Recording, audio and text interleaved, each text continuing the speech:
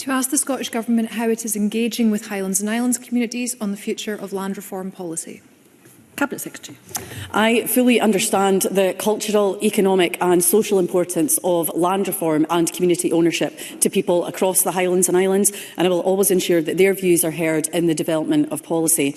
Now, in the development of the current land reform bill, we consulted with rural communities across Scotland, including public meetings in Helmsdale, Glenmoriston and Stornoway. Our proposals will bring real improvements to the way land is owned and managed across Scotland, and we'll soon consult on the community right to buy review, where the views of Highlands and Islands communities will again be crucial. Emma Roddick.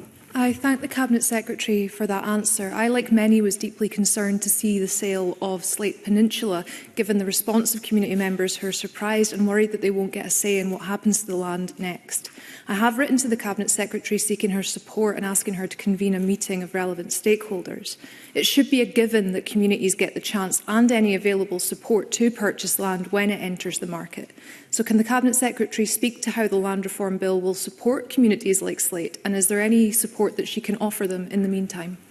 Cabinet Secretary. I want to thank Emma Roddick for raising that important issue, and again it was one that we'd actually covered in the debate on land reform which took place last week, because this is an example of where a local community hasn't been consulted or made aware of the landowner's intention to sell, and that's exactly the type of issue that we will be trying to address should the land reform bill be passed by this Parliament, because had the transparency proposals in this bill been enforced, the local community would have received that prior notification of the landowner's intention to sell. Now, I haven't yet seen the letter that Emma Roddick has sent to me, but of course I will consider that and see what more we can do to help the communities. Thank you.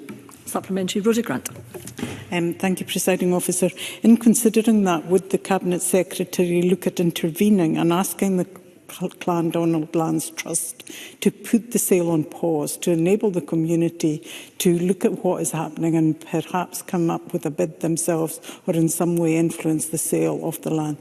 Cabinet Secretary. Again, I want to thank Rhoda Grant for raising that question with me and also for highlighting the issue in Chamber last week. Now, I would obviously have to go and see what powers there would be there, but again, I think that's why we actually need this bill to pass through the Parliament, so that we have the opportunity there to prevent situations like this happening again. But I'm more than happy to follow up with Rhoda Grant on that. Question number 3, Ellen.